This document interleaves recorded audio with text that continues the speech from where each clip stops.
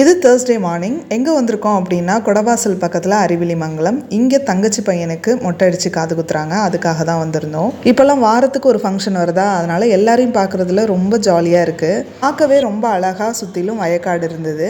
வரிசெல்லாம் எடுத்து வச்சுட்டு வெயிட் பண்ணிட்டு இருந்தோம். நல்ல நேரம் வந்ததும் அப்படியே வருஷத்திட்ட எடுத்துகிட்டு கோவிலுக்கு கிளம்பியாச்சு. இப்போ நாளாக குட்டி பையன் காது குத்தணும் அப்படின்னு சொல்லிகிட்டே இருந்தார். இன்றைக்கி தெரியும் காது குத்துனா என்ன அப்படின்னு சொல்லிட்டு.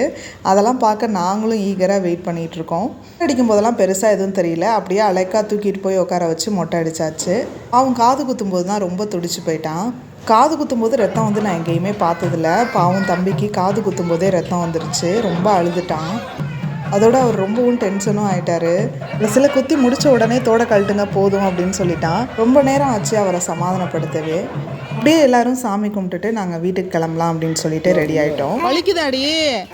ரொம்ப வலிக்குதா? சரியாயிடும்டி, சரியாயிடும். ரொம்ப தடவிட்டாங்களா? மொட்டை அடிக்கும் போது வலிக்கல?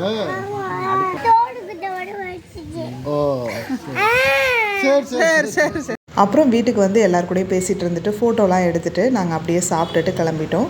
வேறு வீடியோவில் பார்ப்போம். பாய்.